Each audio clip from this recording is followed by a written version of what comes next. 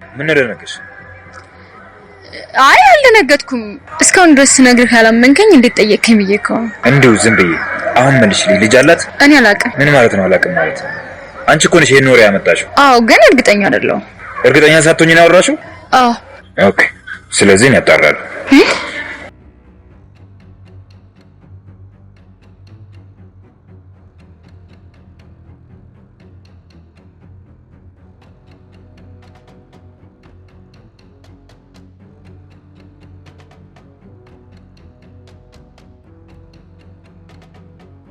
አባዬ ቲና ግን እየሰለልኳት እንደሆነ አውቃለች።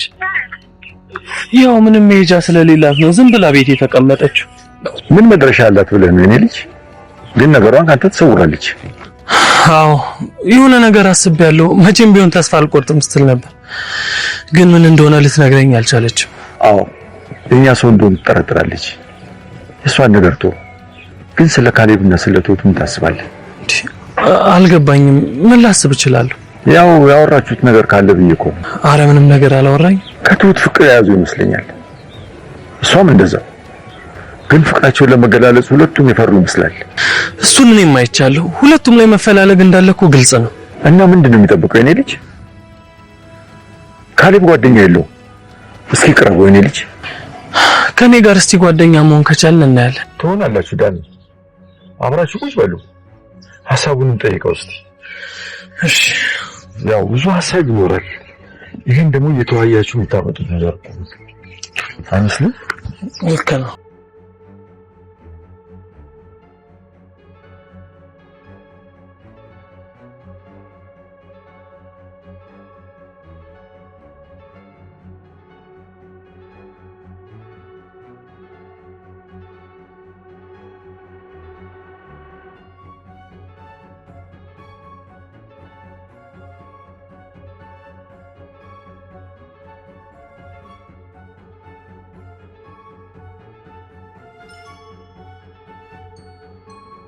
ስሚ ልጅ አለሽ?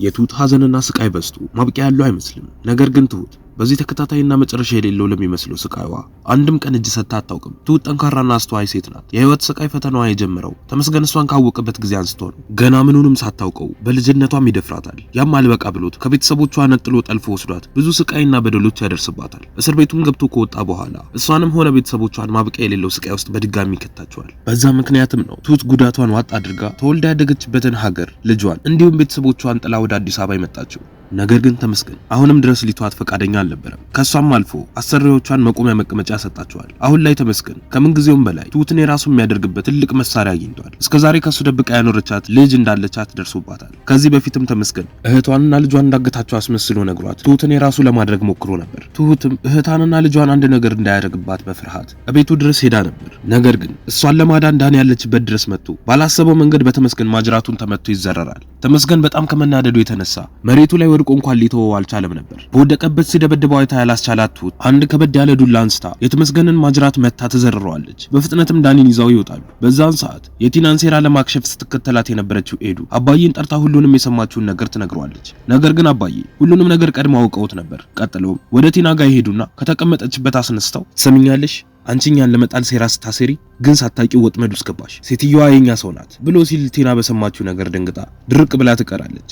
ኤዱን በነገሩ ግራ ተጋብታ ቆይ አልገባኝም አባዬ ይሄን ነገር ቀድመህ አውቀኸው ነበር እንዴ ብላ ስትጠይቀው አባዬም አዎ ይሄን ነገር አውቀዋለሁ የኔ ልጅ ቲና የቤቴን ካርታና መታወቂያን ይዛ ራጣ ልትበደርበት እየሞከረች ነበር። በዚህ መንገድ ቤቴን ልትወስድ ነበር ያሰበችው። ይሄ ደግሞ አንድ ከሚያስብ ሰው የሚጠበቅ አይደለም፣ ድድብና ነው። እስከዛሬ ድረስም ዝም ያልኳት የትም እንደማትደርስ ስለማውቅ ነው። ቲና ጥሩ ሞክረሻል፣ መታወቂያን ይዘሽ ፊርሜንም አመሳስለሻል። ነገር ግን እውነተኛ ካርታው እጅሽ ላይ የለም። አንድ ሰው ቤት መጥቶ ቲና እኛን በትልቁ ለማጥቃት እየሞከረች እንዳለች ነገረኝ። ስለዚህ አንድ ነገር ግዴታ ማድረግ ነበረብኝ። እኔም ቀጥዬ አይንሽ የሚያርፍበትን ነገር በሙሉ ማጥፋት ነበረብኝ። እንደዛም አደረግ። ቲና አሁን አንቺን መቀመቅ ሊያወርድ የሚችል ማስረጃ አለኝ። የኔ ያልሻቸው ሰዎች በሙሉ የኔ ናቸው። ቲና እኔ ወጣትነትሽ እንዲበላሽ ስለማልፈልግ አንድ እድል ሰጥሻለሁ፣ ግን አንቺ በቃ ከኛ ህይወት ውጪ ብሎ ሲላት በሰማችው ነገር ደንግጣ መረጋጋት አልቻለችው። ቲና ፈዛ መልስ ሳትሰጣቸው ትቀራለች። አባዬም ቀጥሎ አንቺን ነው ማናግርሽ፣ ሰማያለሽ አትሰሚም ብሎ ሲጮህባት እሷም ከሐሳቧ ትባነንና እንደምትስማማ ትነግራቸዋለች። አባዬና ኤዱም ተያይዘው ጥለዋት ይሄዳሉ። መንገድ ላይ እየሄዱም ባሉበት የአባዬም ስልክ ጠርቶ ያነሱትና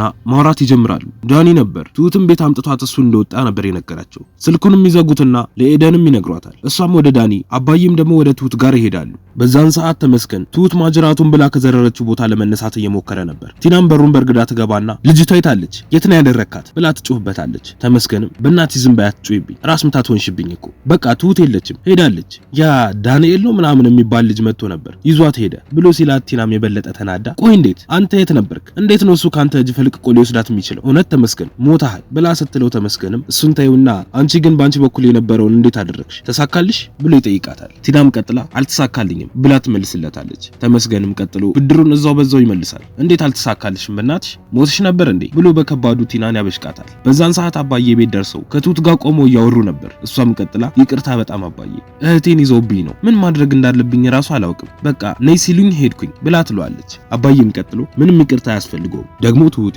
እህትሽን አልያዟትም ስልኳ አይሰራም ግን ለኔም በሌላ ስልክ ደውላልኝ ነበር ሆነ ብለው አንቺን ለመያዝ ነው የተጠቀሙበት እንጂ ሁለቱም ቤታቸው ነው ያሉት ቆይ እንደውም ደውዬላት ላገናኝሽ ብሎ ይላታል።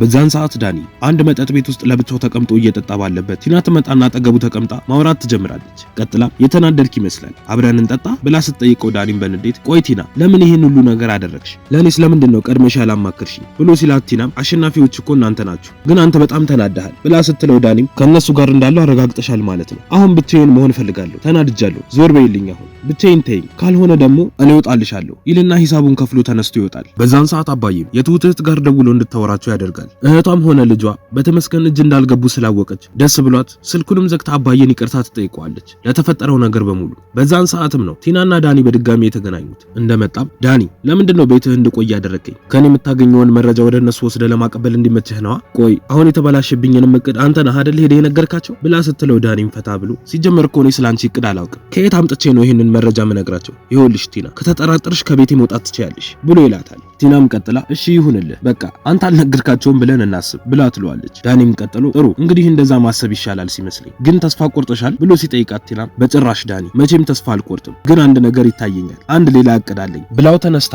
ጥላው ትሄዳለች። ቀጥታም የሄደችው ተመስገን ወደ ቀጠራት ቦታ ነበር። እንደደረሰችም ተመስገን ስሚኝ ቲና ስለ ትሁት አንድ ነገር ልጠይቅሽ ልጅ አላት እንዴ ብሎ ያላሰበችውን ጥያቄ ይጠይቃታል። ቲና ምንም ስለ ነገሩ እንደማታውቅ ተነግረዋለች። ተመስገንም ነገሩን እንደሚያጣራ ነግሯት ጥሏት ይሄዳል። ቀጥታ ወደ ትሁት ጋር ነበር የሄደው። ተመስገን ትሁትን መንገድ ላይ አስቆሞ ልጅ እንዳላት ጠይቋታል። በቀጣይ ምንም ይፈጠር ይመስላችኋል? ሐሳብ አስተያየታችሁን ኮሜንት ላይ ጻፉልን። ምን ለቃቸው ቪዲዮዎች ለብዙ ሰዎች እንዲደርሱ ላይክ እንዲሁም ሼር ማድረግ አትርሱ። ቪዲዮዎች ሲለቀቁም በፍጥነት እንዲደርሳችሁ የደወል ምልክቱን መጫን አትርሱ። በቀጣይ በሌላ ክፍል እስክንገናኝ እስከዛው በሰላም ቆዩ።